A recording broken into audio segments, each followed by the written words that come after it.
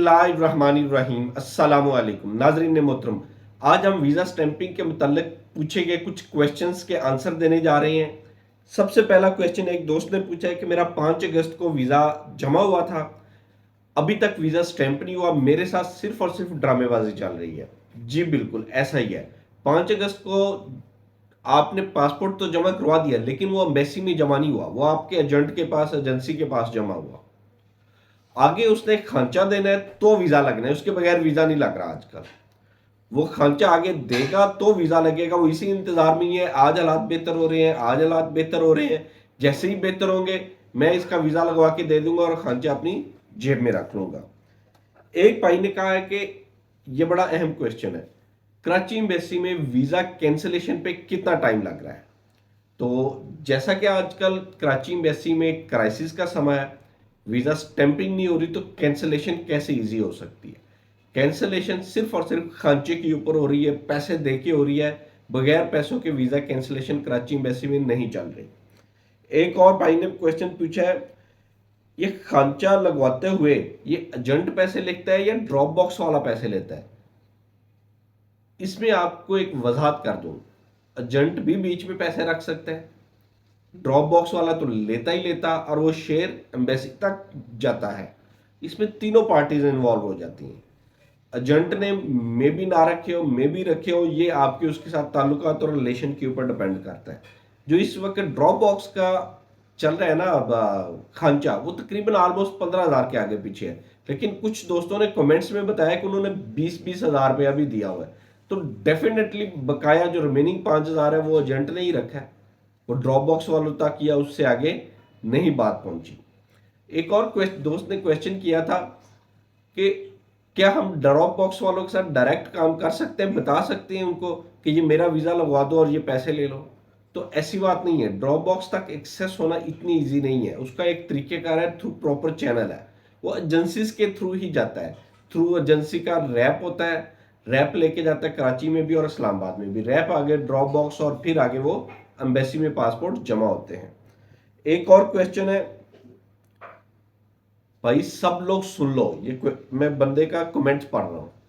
भाई सब लोग सुन लो, सऊदी आने से पहले पक्का कर लो कि शिरका है, यहां सप्लाई के काम में बिल्कुल नहीं आना, और पाकिस्तानी बहुत मुश्किलों का शिकार है सप्लाई के काम में।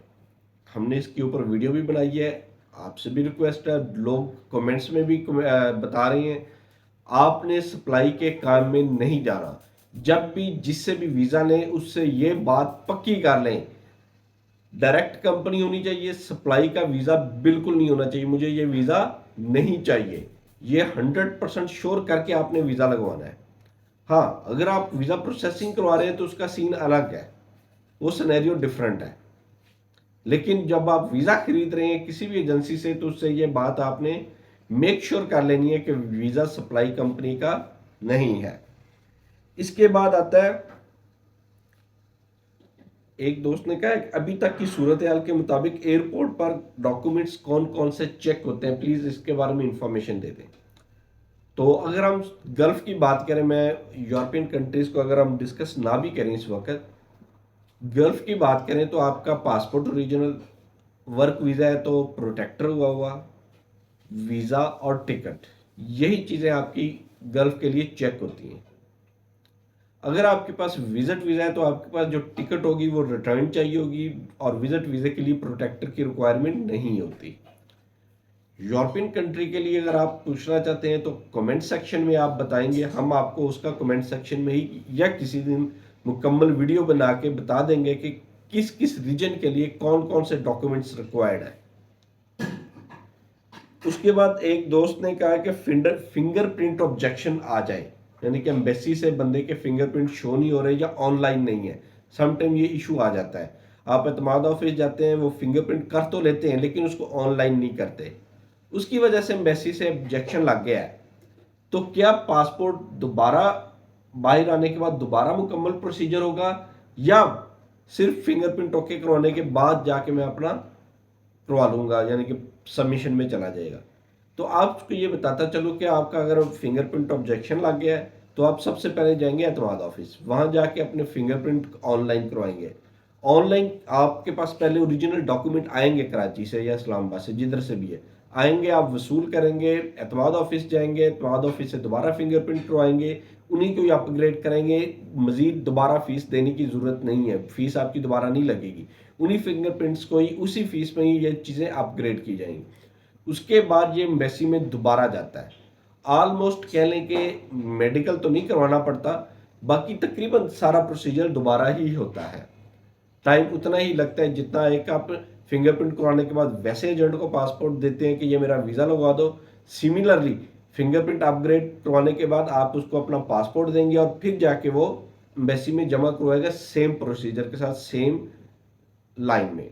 लेकिन उसमें पहले तो आपको दोबारा खर्चा पड़ना पड़ रहा था, लेकिन अभी कुछ रिलैक्सेशन है कि ऑब्जेक्शन वाले पासपोर्ट को डायरेक्ट वसूल कर रहे हैं, बगैर ड्रॉप बॉक्स के वसूल कर रहे हैं। यानी 10 पासपोर्ट का कोटा है तो 10 के साथ 11वां पासपोर्ट ऑब्जेक्शन वाला जा सकता है।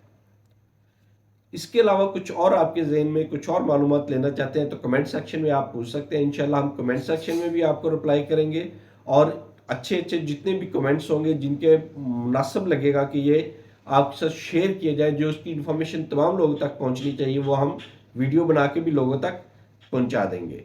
अल्लाह ताला आपका हामी नासिर हो। अल्लाह हाफ़िज़।